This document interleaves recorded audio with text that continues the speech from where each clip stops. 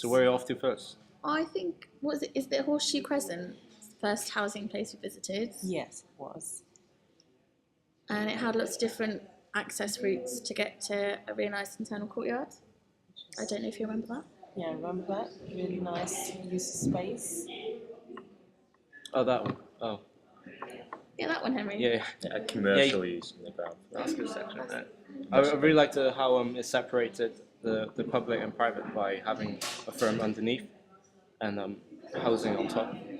Yeah, it worked really well. And like the housing was set back so you didn't feel like really enclosed. And the proportions to the courtyard were quite good.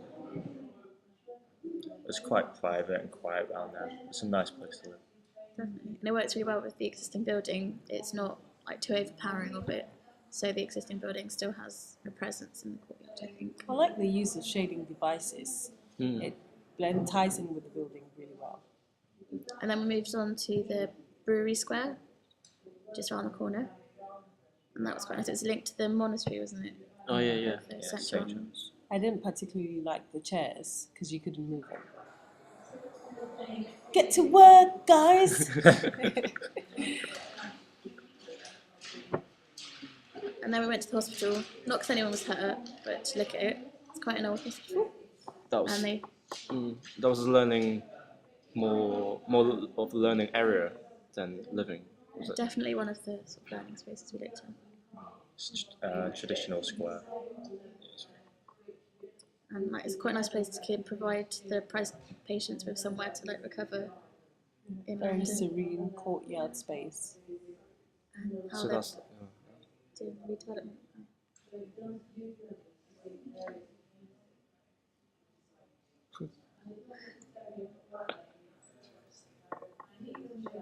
and after that is the one new movement.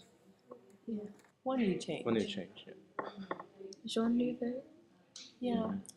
One thing I think was strong about this building is that they emphasize on the views towards the St. Paul's and hence the nature of the entrance. And as you go up the lift, you get these constant views towards the St. Paul's. And then finally you get to the top and then voila. It's quite a nice view if you haven't got someone's head in the way as well, isn't it? Yeah. I can't really say it being used that well though. It's really open. It's good to walk on, but it's not a lot happening. It's not a lot of space for stuff to happen.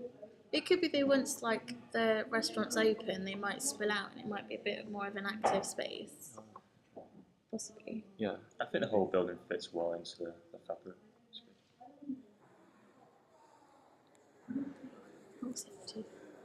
It's the Tate more than afterward.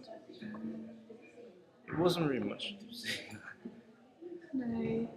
I quite like the kind of Millennium Bridge and how it picked up on, Connection to the city. yeah, it was like an existing access route as well, wasn't it? Before. I suppose there were some new housing just next to the entrance to the Tate. Oh yeah, by Richard Rogers. Yeah. I didn't particularly like the look of them, but my personal opinion. I think it's a bit too close to like a public gallery Yeah. to live as well.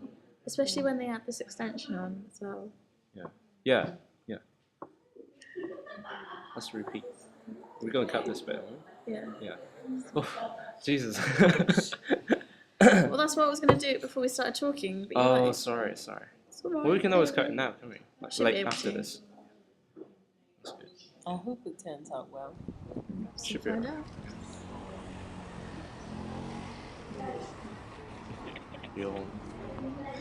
Right, after this is the IOP It is.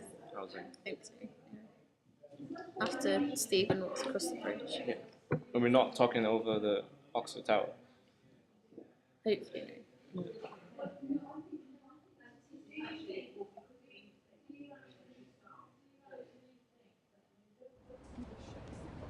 Just This was the one with the shops in each corner. each corner, according to Nick, is like a chocolate truffle with a hard shell. From the exterior. Exterior, and the inside is the soft, gooey goodness. With that you all the have. glazing. Yeah.